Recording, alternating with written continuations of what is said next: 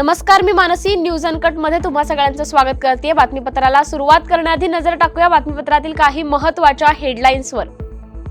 मुख्यमंत्र्यांच्या दौऱ्यापूर्वी जळगावात कायदा सुव्यवस्थेला गालबोट. मुख्यमंत्री आणि उपमुख्यमंत्री जळगावातील वाळू माफियांचा हैदोस थांबवतील का, याकडे सर्वांचं लक्ष. कोल्हापूरच्या कसबा बावड्यातील सेवा रुग्णालयाला आरोग्यमंत्री प्रकाश आंबेडकरांची अचानक भेट. सेवा रुग्णालयाची प्रशस्ती इमारत बंद का ठेवली, याचा विचारला जाब. महाराष्ट्र वक्फ मंडळाचे अध्यक्ष समीर काझी यांनी घेतली आमदार अर्जुन खोतकर यांची भेट. जालन्यातील प्रलंबित असलेल्या वक्फ संदर्भातील विविध विषयांवर केली चर्चा. आणि पाळधी येथील साई मंदिरात ब्रह्मोत्सवानिमित्त भजन संध्या. नितीन कुमार यांच्या भजन संध्येने साई नगरी दुमदुमली. आता पाहूयात सविस्तर वृत्त. मुख्यमंत्री पदाची शपथ घेतल्यानंतर देवेंद्र फडणवीस हे पहिल्यांदाच जळगाव जिल्हा दौऱ्यावर येत आहेत. खासदार स्मिताताई वाघ यांच्या मुलीच्या लग्नाच्या रिसेप्शनला मुख्यमंत्र्यांसह उपमुख्यमंत्री एकनाथ शिंदे देखील येणार आहेत. त्यांच्या दौऱ्याची संपूर्ण तयारी पोलिसांकडून सुरू असताना बुधवारी रात्री अवैध वाळू वाहतूक करणाऱ्या भरधाव डंपरने एका बालकाला चिरडल्यामुळे जमावाने डंपर पेटवून दिलाय. एवढंच नव्हे तर जमावाने तब्बल 2 ते 2.5 तास नागपूर महामार्ग रोखून धरला. यामुळे जमावाला पांगवण्यासाठी पोलिसांना लाठीचार्ज करावा लागला. यावेळी जमावाने पोलिसांवर दगडफेक देखील केली. त्यामुळे मुख्यमंत्री जळगावात येण्यापूर्वीच जळगावात कायदा आणि सुव्यवस्था ढासळल्याचं चित्र पाहायला मिळतंय. आज सायंकाळी अंदाजे 7 वाजता जळगाव शहरामध्ये कालिका माती चौक या ठिकाणी एक खाली डंपर एका मोटरसायकलवर जाणाऱ्या माणसाला धडक दिले होते. ते मोटरसायकलमध्ये एक माणसं, एक लहान मुलं आणि एक लहान मुलगी होतं. ते स्पॉटवरच लहान मुलांना डेथ झाले होते. त्याच्यानंतर लहान मुली हॉस्पिटलाइज झाल्या आणि संताप झालेला इकडं जवळपासचे नातेवाईक त्यांनी डंपर जळाले होते आणि नंतर आंदोलन केलं होतं जागावरच. आणि सर्व आंदोलन आता शांततेत संपलेले आहे. आणि जे कोणी आरोपी आहे ते ट्रकचा ड्रायव्हर आहे आणि ट्रकचा मालक आहे, त्याला आमच्या पोलिसांच्या ताब्यात आहे. FIR दाखल करण्याची प्रक्रिया चालू आहे. FIR दाखल झाल्याबरोबर त्यांच्या अटकेचा पुढील कारवाई होणार आहे. राज्यात मंत्रिमंडळाचा विस्तार झाल्यानंतर अनेक मंत्र्यांनी कामाचा धडाका लावलाय. दरम्यान आरोग्यमंत्री प्रकाश आंबेडकर यांनी कोल्हापूरच्या कसबा बावड्यातील सेवा रुग्णालयाला अचानक भेट देऊन पाहणी केली आहे. सेवा रुग्णालयाला आरोग्यमंत्र्यांनी अचानक भेट दिल्याने प्रशासन आणि डॉक्टरांची तारंबळ उडाल्याचं पाहायला मिळालं. यावेळी सेवा रुग्णालयाची इमारत बंद असल्याचं आंबेडकरांच्या निदर्शनास आले. त्यामुळे याचा जाब विचारत सेवा रुग्णालयात आलेल्या रुग्णांना CPR रुग्णालयाकडे का पाठवलं जातं, असा सवालही मंत्री आंबेडकर यांनी केलाय. तसंच सेवा रुग्णालयातील विविध समस्यांबाबत आरोग्यमंत्री प्रकाश आंबेडकर यांनी 30 तारखेला बैठक बोलावली आहे. महाराष्ट्र वक्फ मंडळाचे अध्यक्ष समीर काझी यांनी आज आमदार अर्जुन खोतकर यांची भेट घेतली आहे. यावेळी जालन्यातील प्रलंबित असलेल्या वक्फ संदर्भातील विविध विषयांवर चर्चा करण्यात आली आहे. महाराष्ट्रात वक्फच्या 60% जमिनींवर लोकांनी अतिक्रमण केलं असून वक्फ जमिनीवरील अतिक्रमण काढण्यासाठी आम्ही कारवाई करत असल्याची माहिती महाराष्ट्र वक्फ मंडळाचे अध्यक्ष समीर काझी यांनी दिली आहे. यापूर्वी मनुष्यबळ नसल्याने कारवाई प्रलंबित राहायची, मात्र आता पुरेसं मनुष्यबळ आहे. त्यामुळे वक्फ जमिनीवर अतिक्रमण केलेल्या सर्वांवर कारवाई केली जाईल, असा इशारा देखील समीर काझी यांनी दिलाय. दरम्यान जी जमीन वक्फची नाही आम्ही तिच्यावर कधीच हक्क सांगणार नसल्याचंही त्यांनी स्पष्ट केलंय. जमिनी बळकावण्याचा जे प्रश्न आहे ना, ते महाराष्ट्रामध्ये जवळपास आमच्या जे काय वक्फच्या जमिनी आहेत 60% जमिनीवर इन्क्रोचमेंट आहे, अतिक्रमण केलेलं आहे लोकांनी. या जमिनीवरील अतिक्रमण काढण्यासाठी वक्फ अधिनियमामध्ये एक तरतूद आहे, कलम 52 प्रमाणे 54 प्रमाणे. त्या कायद्याप्रमाणे आम्ही कारवाई करतोय. आणि आता आमच्याकडे यापूर्वी स्टाफ नव्हता म्हणून ही कारवाई प्रलंबित व्हायची, कारवाई होत नव्हती. पण ज्यावेळेस मी मेंबर झालो त्यावेळेस फक्त 23 लोक होते वक्फ बोर्डमध्ये. आज 200 + 250 लोक आहेत. प्रत्येक जिल्ह्यामध्ये कर्मचारी आहेत. त्याच्यामुळे लोकांना जे पहिले गैरसमज होता की वक्फ बोर्डाकडून कधीच काही कारवाई होत नाही, ही जमीन आपली नाही आपल्या बापाची आहे असे समजून जे बसायचे, तर ते असं होणार नाही. आता वक्फ कायद्यामध्ये आमच्याकडे भरपूर स्टाफ आलेला आहे. प्रत्येकावर कारवाई होणार आहे आणि जी वक्फची जमीन आहे आम्ही ती घेणार. आणि जी जमीन वक्फची नाहीये, लोकांमध्ये असा पण संभ्रम निर्माण होतोय की वक्फ कोणाची जमिनीवर दावा देऊ शकतो. जी जमीन वक्फची नाहीये त्या जमिनीवर आम्ही कधी हक्क सांगणार नाही आणि त्याच्यावर कुठल्याही इलिगल कारवाई करणार नाही. आष्टीचे आमदार सुरेश धस यांनी पत्रकार परिषदेत आमच्या अपहरण प्रकरणाचा संदर्भ घेऊन आमच्या नावावर स्वतःची राजकीय पोळी भाजण्याचा प्रयत्न केलाय. मात्र आमचे नाव घेऊन त्यांनी राजकीय पोळी भाजू नये असं आवाहन परळी येथील युवा उद्योजक अमोल डुबे यांनी केलंय. मी अमोल विकास डुबे, 9 डिसेंबरला माझ्यासोबत परळी येथे अपहरणाची घटना घडली, ती सर्वांना माहीतच आहे. या घटनेच्या संदर्भात माननीय धनंजय मुंडे साहेब, पंकजाताई साहेब व सुधीरभाऊ मुनगंटीवार यांनी पोलीस प्रशासनाला सूचना दिली व त्यांनी जलद गतीने कारवाई करत सर्व आरोपी मुद्देमालासहित पकडलेले आहेत. हे त्यांनी जे कार्य केलेलं आहे जलद गतीने, त्यासाठी मी पोलीस प्रशासनाचे अतिशय ऋणी आहे. काल माननीय आमदार सुरेश धस यांनी माझे नाव घेऊन पीडित मला भेटायला येणार आहेत, कितीमध्ये सेटलमेंट झाली मला माहीत आहे, असे चुकीचे आरोप त्यांनी केले आहेत. तरी मी त्यांना सांगू इच्छितो की आमचे गुंडे कुटुंबासोबत माननीय गोपीनाथराव मुंडे साहेबांपासूनचे जिव्हाळ्याचे संबंध आहे. तरीही आमचे नाव घेऊन आपली राजकीय पोळी भाजण्याचा कोणीही प्रयत्न करू नये व आमच्या परळीच्या सलोख्यामध्ये वितुष्ट आणण्याचा प्रयत्न करू नये. धन्यवाद. वेळ झाली आहे बातमीपत्रात छोट्याशा विश्रांतीची. कुठेही जाऊ नका, पाहत रहा न्यूज अनकट. ऐतिहासिक वारसा लाभलेला मराठ मुलूक महाराष्ट्र.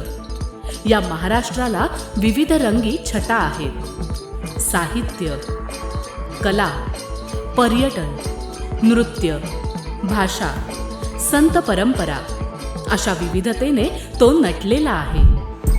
हीच गौरवशाली विविधता जपत स्वरंग मराठी केवळ महाराष्ट्राच्या सांस्कृतिक संहितेपुरते मर्यादित न राहता समकालीन नवकल्पनांवर आधारित कार्यक्रमांद्वारे मराठी मनोरंजन विश्वात स्वतःची एक अनोखी जागा निर्माण करत आहेत. मराठी मनोरंजन क्षेत्रातील उत्तम दिग्दर्शक, लेखक आणि निर्मात्यांच्या प्रतिभेचा पुरेपूर वापर करून मनोरंजनाचा आगळा वेगळा रंग उधळण्यास आम्ही सज्ज आहोत. स्वरंग मराठीचे उद्दिष्ट मराठी मनोरंजन क्षेत्रामध्ये मनोरंजनाची वहिवाट सोडून, रूढीवादी पद्धती तोडून मनोरंजनाचा समृद्ध अनुभव प्रदान करून देण्याचा आहे.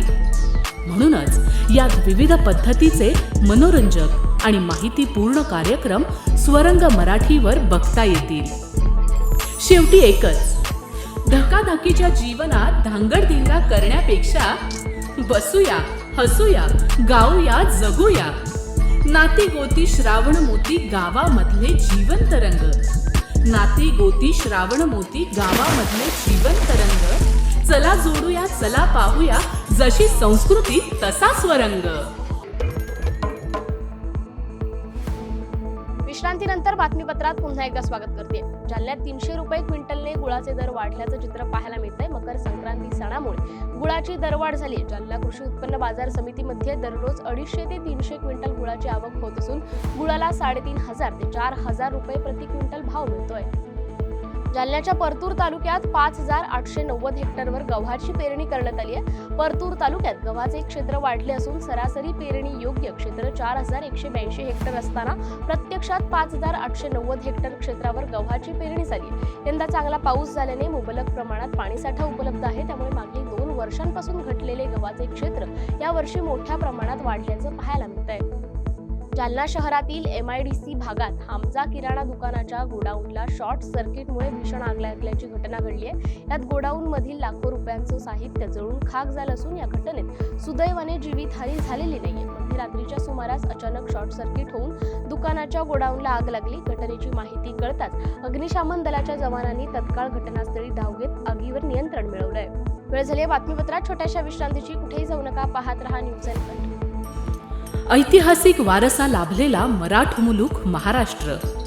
या महाराष्ट्राला विविध रंगी छटा आहेत. साहित्य, कला, पर्यटन, नृत्य, भाषा, संत परंपरा अशा विविधतेने तो नटलेला आहे. हीच गौरवशाली विविधता जपत स्वरंग मराठी केवळ महाराष्ट्राच्या सांस्कृतिक संहितेपुरते मर्यादित न राहता समकालीन नवकल्पनांवर आधारित कार्यक्रमांद्वारे मराठी मनोरंजन विश्वात स्वतःची एक अनोखी जागा निर्माण करत आहेत. मराठी मनोरंजन क्षेत्रातील उत्तम दिग्दर्शक, लेखक आणि निर्मात्यांच्या प्रतिभेचा पुरेपूर वापर करून मनोरंजनाचा आगळा वेगळा रंग उधळण्यास आम्ही सज्ज आहोत. स्वरंग मराठीचे उद्दिष्ट मराठी मनोरंजन क्षेत्रामध्ये मनोरंजनाची वहिवाट सोडून, रूढीवादी पद्धती तोडून मनोरंजनाचा समृद्ध अनुभव प्रदान करून देण्याचा आहे. म्हणूनच यात विविध पद्धतीचे मनोरंजक आणि माहितीपूर्ण कार्यक्रम स्वरंग मराठीवर बघता येतील. शेवटी एकच, धकाधकीच्या जीवनात धांगडधिंगा करण्यापेक्षा बसूया, हसूया, गाऊया, जगूया. नाती गोती श्रावण मोती गावामधले जिवंत रंग. नाती गोती श्रावण मोती गावामधले जिवंत रंग. चला जोडूया, चला पाहूया, जशी संस्कृती तसा स्वरंग. विश्रांतीनंतर बातमीपत्रात पुन्हा एकदा स्वागत करते. पाहूयात उर्वरित काही महत्त्वाच्या घडामोडी. भंडारा जिल्ह्यात वर्षभरात झालेल्या 380 अपघातात 130 जणांचा मृत्यू तर 222 जण गंभीर आणि 154 जण किरकोळ जखमी झाले. मागील वर्षीच्या तुलनेत यावर्षी काही प्रमाणात अपघाताच्या घटनात किंचित घट झाल्याचं दिसून येत आहे. गत वर्षी 396 अपघातात 135 जणांचा मृत्यू झाला होता. 2024 मध्ये वाहतूक पोलीस शाखेकडून मोटार वाहन कायद्याअंतर्गत 72,300 कारवाया करण्यात आल्या असून त्यात 877 वाहन चालकांवर ड्रंक अँड ड्राईव्ह अंतर्गत कारवाया करण्यात आल्या. जालना पोलीस मुख्यालयाच्या मैदानावर छत्रपती संभाजीनगर परिक्षेत्रीय पोलीस क्रीडा स्पर्धांना सुरुवात झाली असून झालेल्या फुटबॉल स्पर्धेत जालना पोलीस फुटबॉल संघाने प्रतिस्पर्धी बीड पोलीस संघावर 6-0 गोलने दणदणीत मात करून विजय मिळवलाय. जालना पोलीस फुटबॉल संघ विरुद्ध बीड पोलीस फुटबॉल संघाच्या सामन्यात जालना पोलीस फुटबॉल संघाचे कर्णधार अमजद खान यांनी 2 गोल, सुधाकर शेंडगे 3 गोल आणि प्रवीण खंदारे यांनी 1 गोल असे उत्कृष्टरित्या 6 गोल करून जालना पोलीस फुटबॉल संघाला विजयी केले. तर जालना पोलीस फुटबॉल संघासाठी प्रशिक्षक म्हणून BT मोरे, राजू राणा यांनी मार्गदर्शन केलंय.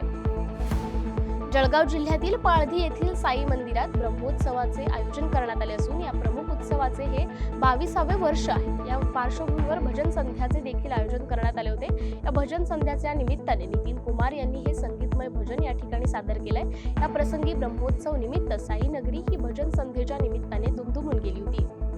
वेळ झाली या बातमीसह बातमीपत्रात इथेच थांबायची. पाहत रहा न्यूज अनकट.